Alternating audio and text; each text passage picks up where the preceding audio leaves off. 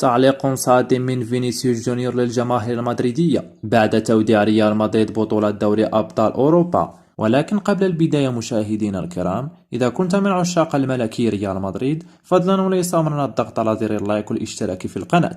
فهيا بنا الآن إلى التفاصيل.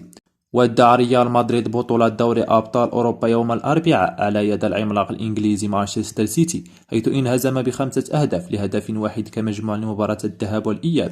وكان قد خسر لقب الليغا قبل 3 أيام من توديع دوري الأبطال، بعدما تمكن نادي برشلونة من حسم الدوري الإسباني للمرة ال27 في تاريخه.